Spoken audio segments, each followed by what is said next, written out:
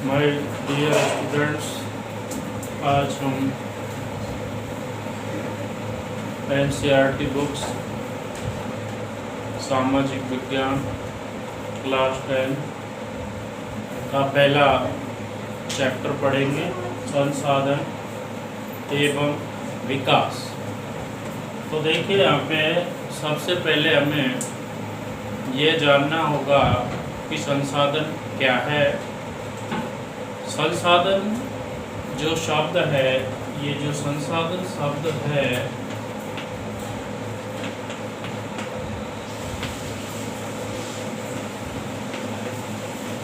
ये अंग्रेजी भाषा के शब्द, अंग्रेजी भाषा का शब्द है। और वो शब्द कौन सा है? वो शब्द है रिसोर्स, RESOURCE, रिसोर्स। संसाधन शब्द अंग्रेजी भाषा के शब्द रिसोर्स से बना है, और रिसोर्स से बना है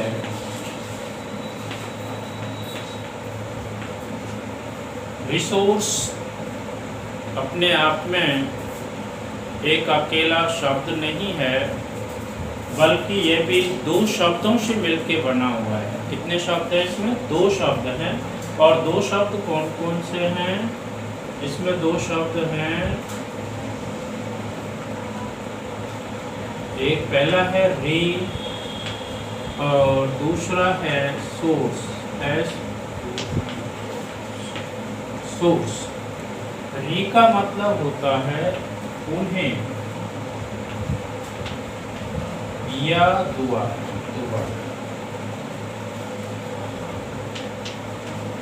और सोर्स का अर्थ होता है साधन या उपाय।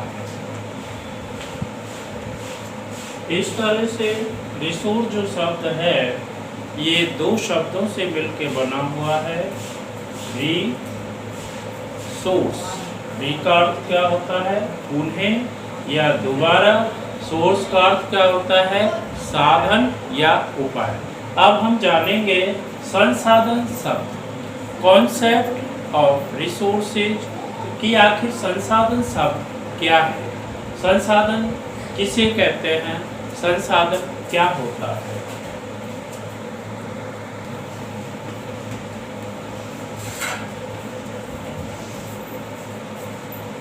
संसाधन अपने आप नहीं बनते हैं, बल्कि मानव अपनी प्रौद्योगिकी की सहायता से, अपने तकनीकी ज्ञान की सहायता से संसाधनों का निर्माण करता है। और मानव ने, जब से मानव धरती पे आया है, मानव का डेवलप हुआ है, मानव ने विकास किया है, मानव ने अपना विकास संसाधनों की सहायता से किया है। तो कहने का मतलब है कि हमें यह समझना है कि संसाधन क्या होते हैं। प्रकृति द्वारा प्रदत्त वे पदार्थ,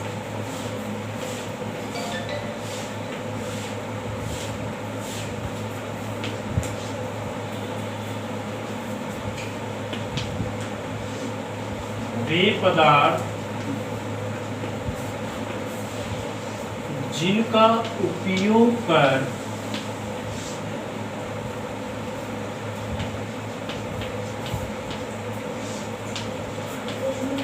मानव अपनी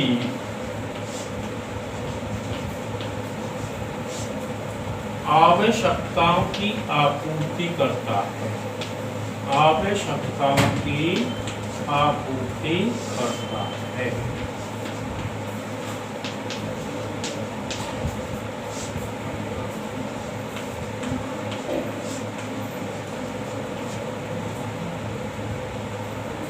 प्रकृति द्वारा प्रदत्त या प्रदान किए गए वे पदार्थ, प्रकृति ने बहुत सारे पदार्थ दिए हैं, लेकिन संसाधन उसे ही कहेंगे, संसाधन नाम उसे ही दिया जाता है जो मानव की आवश्यकताओं की आपूर्ति करते हैं या मानव उनको अपने लिए, अपनी आपूर्ति के लिए, अपनी आवश्यकता नीड, अपनी आवश्यकताओं की आपूर्ति के लिए जिन पदार्थों का उपयोग करता है वो क्या बन जाते हैं? संसाधन कहलाते हैं। उन्हीं को संसाधन नाम दिया जाता है। तो संसाधन होते नहीं है बल्कि उपयोगिता के आधार पर बन जाते हैं। कोई भी प्राकृतिक पदार्थ, चाहे वो जल है, जब जल का उपयोग मानव ने अपने लिए लिया, अपने विकास के लिए किया, तो जल क्या बन गया? एक संसाधन कहलाता है। ठीक उसी तरह से संसाधन जो शब्द दिया जाता है वो किसके द्वारा दिया जाता है और उसमें किसकी भूमिका प्रमुख होती है। तो देखिए यहाँ पे संसाधन जो शब्द है, संसाधन शब्द, ये जो संसाधन शब्द है ये मानव प्रौद्योगिकी, मानव प्रौद्योगिकी,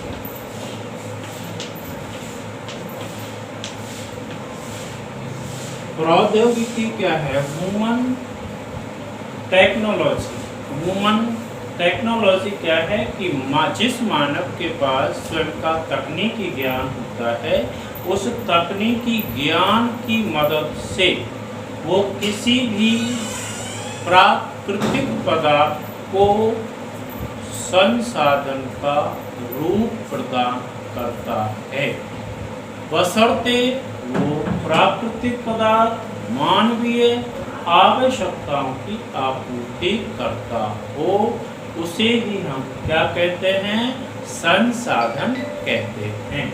अब हम आगे समझेंगे संसाधन क्या होता है, संसाधन किसे कहते हैं। ये क्लियर हो गया है कि मानव अपने प्रौद्योगिकी, अपने तकनीकी ज्ञान की सहायता से प्रकृति द्वारा जो पदार्थ प्रदान किए गए हैं उनका उपयोग अपनी आवश्यकताओं की आपूर्ति के लिए करता है और करता है, या वे पदार्थ मानवीय आवश्यकताओं की आपूर्ति में अपना सहयोग करते हैं, उसे ही हम संसाधन कहते हैं। आज भी प्रकृति द्वारा इतने सारे पदार्थ प्रदान किए गए हैं जिनके बारे में या तो मानव के पास प्रौद्योगिकी उपलब्ध नहीं है या मानव उनका आज तक इस्तेमाल नहीं कर पाया है। इसका मुख्य कारण है या तो मानव को आवश्यकता नहीं हुई या उनका उपयोग लेने के लिए अभी तक, आज तक मानव के पास तकनीकी ज्ञान उपलब्ध नहीं है। तो कहने का मतलब है कि संसाधन शब्द प्रदान करने में सबसे ज़्यादा योगदान किसका होता है? मानव प्रौद्योगिकी का होता है। मानव प्रौद्योगिकी क्रिया करती है, किसके साथ क्रिया करती है? प्राकृतिक तत्वों के साथ, प्राकृतिक तत्वों के साथ, प्राकृतिक तत्वों के साथ। तो मानव प्रौद्योगिकी क्रिया करेगी प्राकृतिक तत्वों के साथ। प्राकृतिक तत्व का मतलब क्या हो गया? प्राकृतिक पदार्थ, प्राकृतिक पदार्थ जो प्रकृति ने हमें दिए हैं, हमें प्रदान किए हैं। एग्जाम्पल के तौर पे, उदाहरण के तौर पे हम ले सकते हैं जल। जल का जब मानव को पता लगा कि जल का क्या उपयोग लिया जा सकता है, तो जल के आगे शब्द जोड़ दिया गया, जल संसाधन।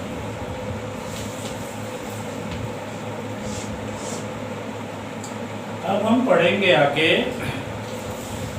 संसाधनों का वर्गीकरण, क्लासिफिकेशन ऑफ रिसोर्सेज, कि कौन कौन से संसाधन होते हैं और संसाधन का क्या वर्गीकरण है ये समझेंगे। तो संसाधनों का वर्गीकरण,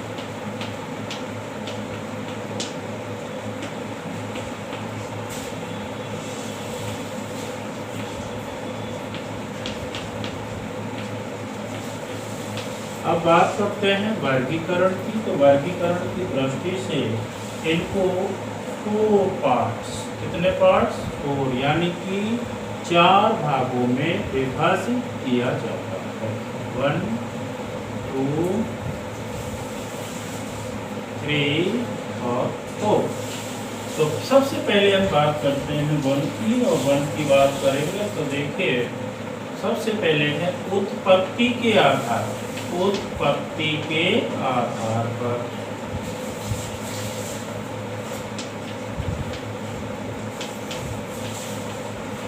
नंबर 2 की हम बात करते हैं तो नंबर 2 पे है समाप्यता के आधार पर,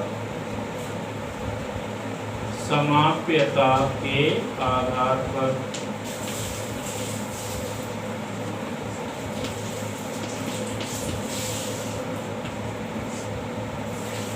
नंबर 3 की बात करते हैं, नंबर 3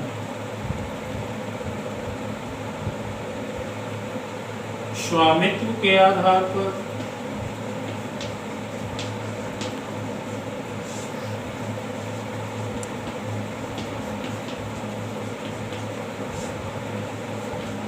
और नंबर 4 की बात करते हैं, नंबर 4 है विकास स्तर के आधार, विकास स्तर के आधार।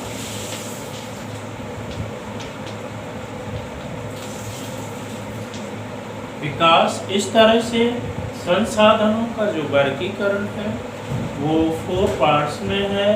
पहला है उत्पत्ति के आधार पे, दूसरा है समाप्यता के आधार पे। पहला उत्पत्ति के आधार पे हो गया, दूसरा समाप्यता के आधार पे, तीसरा हो गया स्वामित्व के आधार पे, और चौथा है विकास स्तर के आधार पर। सबसे पहले हम जानेंगे कि उत्पत्ति के आधार, सबसे पहला है अपना उत्पत्ति के आधार। तो उत्पत्ति के आधार की हम बात करते हैं तो उत्पत्ति के आधार पर देखिए संसाधन 2 प्रकार के होते हैं उत्पत्ति के आधार पर।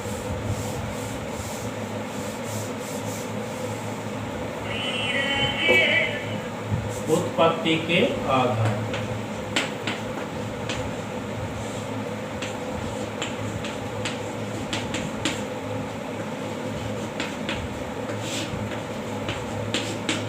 उत्पत्ति के आधार की बात करते हैं तो हम इनको डिवाइड करते हैं 2 पार्ट्स में।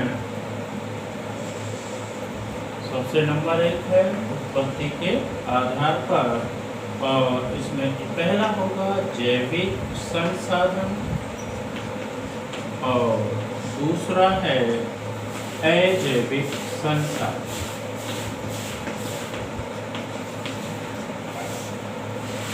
यहाँ पे हमें समझना है उत्पत्ति के आधार पर, पहले टोटल हमने संसाधनों का वर्गीकरण पढ़ा तो 4 पार्ट्स में बांटा गया है, लेकिन यहाँ पे नंबर 1 की बात कर रहे हैं और 1 नंबर पे है उत्पत्ति के आधार पे। उत्पत्ति के आधार पर संसाधनों को 2 भागों में विभाजित किया जाता है, पहला जैविक, दूसरा अजैविक। सबसे पहले हम जानेंगे कि जैविक संसाधन क्या है। जैविक संसाधन का मतलब हमें ध्यान रखना है कि जो जीव मंडल से हमें प्राप्त होते हैं, पहले इससे जीव मंडल से हमें प्राप्त होते हैं। और इसमें सबसे बड़ी जो विशेषता है वो यह है कि ये जितने भी जैव मंडल में उपस्थित जितने भी प्राणी हैं, जीव जंतु हैं, वनस्पति है, कहने का मतलब आपको ध्यान रखना है कि जो भी श्वसन क्रिया करते हैं, श्वसन क्रिया, सांस लेते हैं। अब श्वसन क्रिया कौन कौन करते हैं? स्वयं मनुष्य है, पशु पक्षी है, जीव जंतु है, वनस्पति है, ये सभी क्या करते हैं? श्वसन क्रिया करते हैं।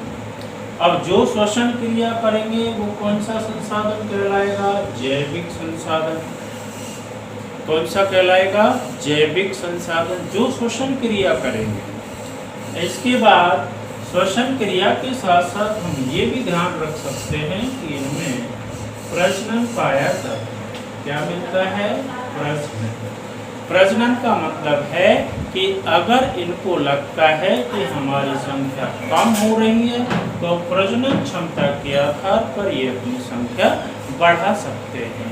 तो पहली बात हो गई कि जैविक जो संसाधन हैं वो जीव मंडल में ही पाए जाते हैं। इनकी दूसरी विशेषता है कि इनमें श्वसन क्रिया पाई जाती है।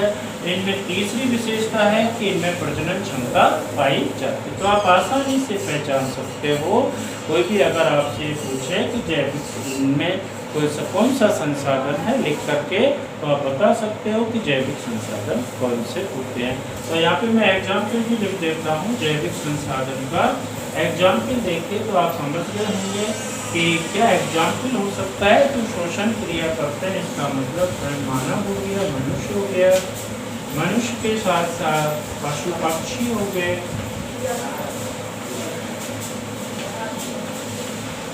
जीव जंतु हो गए, और इसके साथ साथ वन्य। ये सभी जैविक संसाधन के उदाहरण। इसके उदाहरण हो गए जैविक संसाधन के उदाहरण।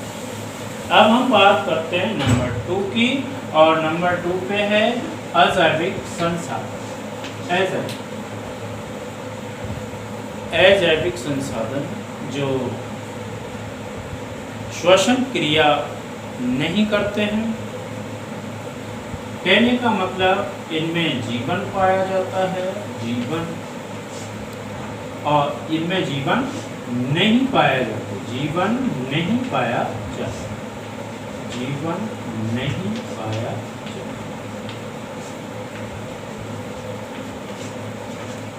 जीवन पाया जाता है, जीवन नहीं पाया जाता। तो कहने का मतलब हो गया कि जिनमें जीवन नहीं पाया जाता तो क्या नहीं मिलेगा इनमें, और जीवन नहीं मिलेगा तो निश्चित रूप से ये श्वसन क्रिया नहीं करते हैं, श्वसन क्रिया नहीं करेंगे, श्वसन क्रिया नहीं करते हैं। इनमें प्रजनन क्षमता नहीं मिलती है,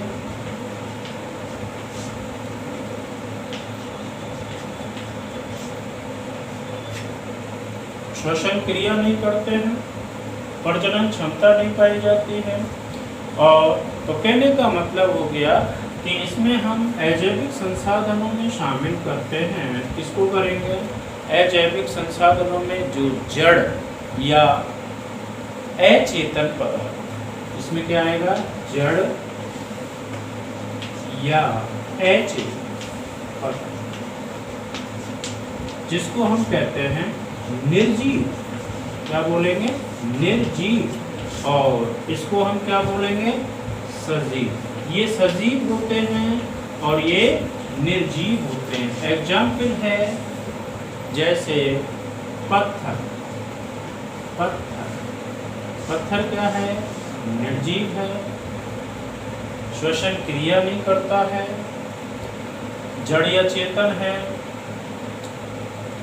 जीवन नहीं पाया जाता। इनमें जीवन पाया जाता है, इसमें जीवन नहीं पाया जाता।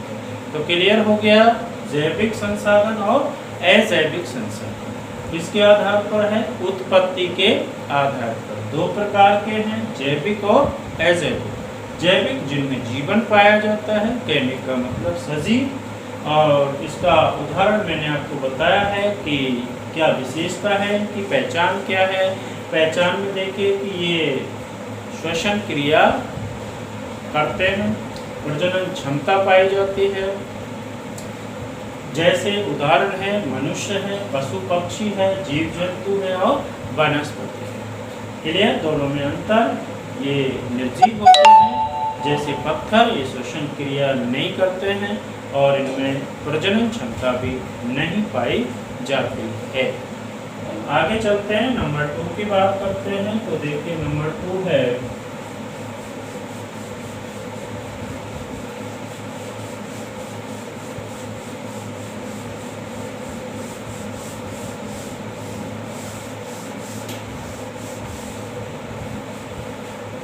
नंबर 2 की बात करते हैं।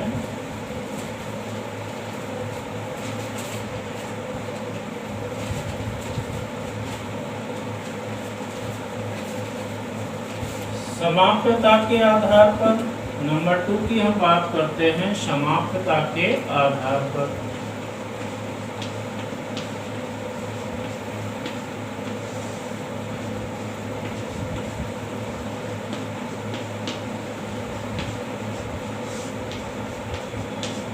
समाप्यता के आधार, समाप्यता के आधार पर हम पढ़ते हैं। तो समाप्यता के आधार पर ये 2 प्रकार के होते हैं, नवीकरण योग्य संसाधन और अनवीकरण योग्य संसाधन। ये तो हो गए नवीकरण योग्य संसाधन, नवीकरण योग्य।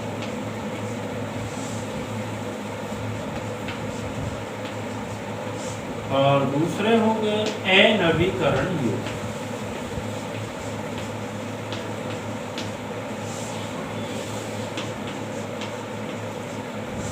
दोनों को समझना है। ये समाप्यता के आधार पर है, नवीकरण योग और अनवीकरण योग। सबसे पहले हम जानेंगे कि नवीकरण योग संसाधन क्या होते हैं। नवीकरण योग संसाधन वे संसाधन होते हैं जिनका नवीनीकरण किया जा सकता है। जिनका नवीनीकरण हो सकता है उन्हें हम नवीकरण योग्य संसाधन कहते हैं, और जिनका नवीनीकरण नहीं किया जा सकता उनको हम क्या कहेंगे, अनवीकरण योग्य संसाधन कहते हैं। तो नवीनीकरण योग्य संसाधन क्या है, वे संसाधन होते हैं जिनको भौतिक, रासायनिक या हम कह सकते हैं यांत्रिक क्रिया द्वारा उन्हें नवीनीकृत किया जा सकता है, उन्हें हमको उत्पन्न किया जा सकता है, उन्हें हमको बनाया जा सकता है। नवीकरण योग्य संसाधन कहलाते हैं। अब नवीकरण योग्य संसाधन में हम देख सकते हैं कि जिनसे हम उन्हें पूर्ति कर पाते हैं, उन्हें पूर्ति योग्य संसाधन। तो कहने का मतलब हो गया कि उन्हें पूर्ति योग्य संसाधन, उन्हें पूर्ति योग्य संसाधन भी इनको कहते हैं कि ये एक बार उपयोग लेने के बाद हम दोबारा भी इनका उपयोग ले सकते हैं।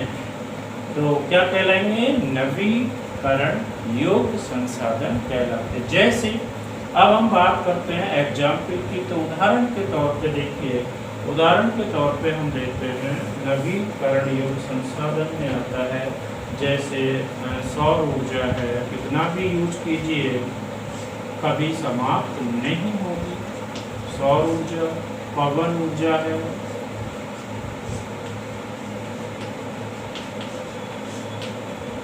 ज्वारीय ऊर्जा है,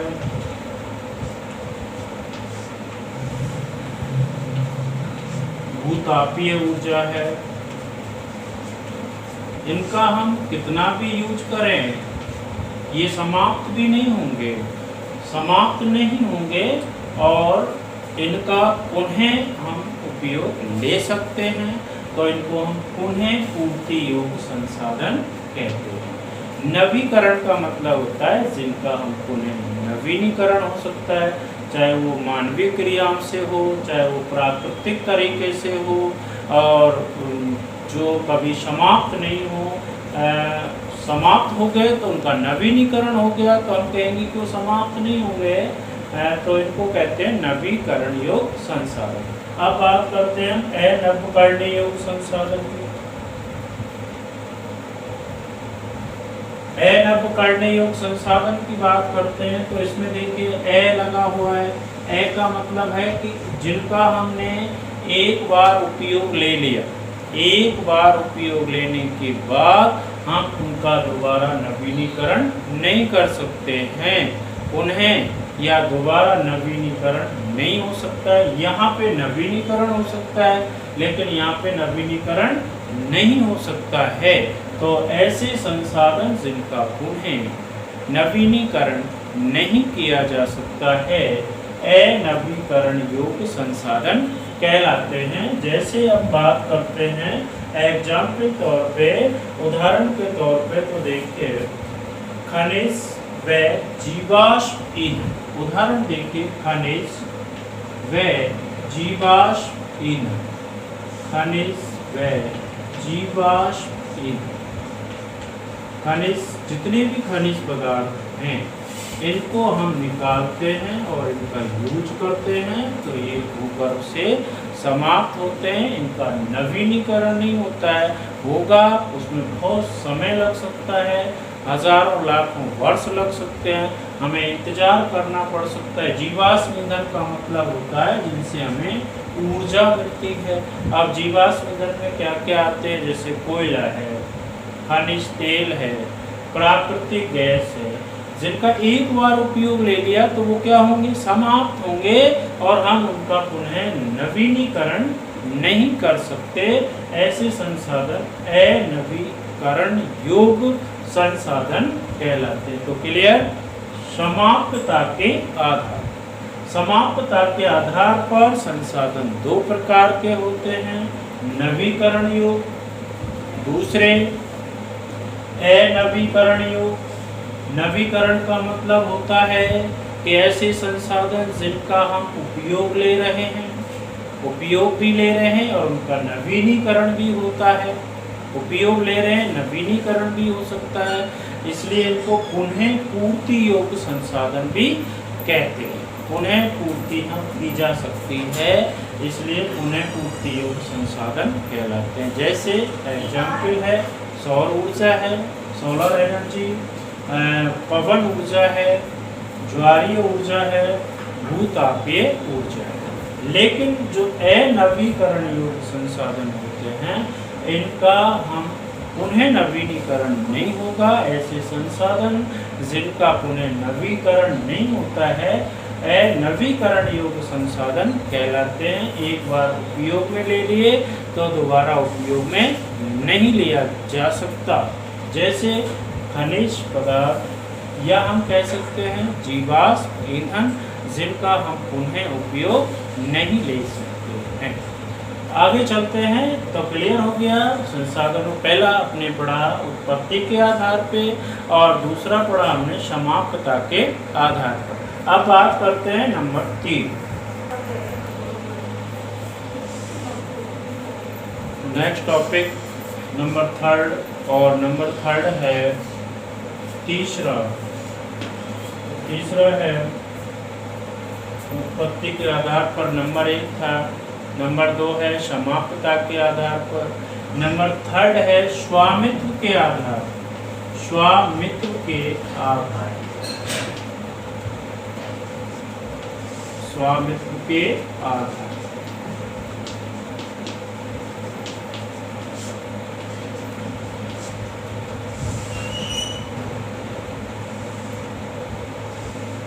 स्वामित्व के आधार की बात करते हैं तो इसको हम 4 पार्ट्स में बांट देते हैं, 4 भागों में इसको विभाजित कर देते हैं। और 4 भाग कौन कौन से हो गए देखिए। नंबर 1 व्यक्तिगत संसाधन, इनको हम निजी संसाधन भी कह सकते हैं, व्यक्तिगत। नंबर 2 होते हैं सामुदायिक संसाधन,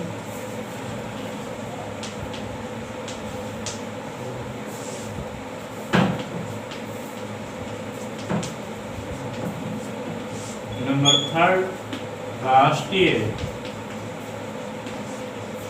और नंबर 4 होता है अंतरराष्ट्रीय संसाधन।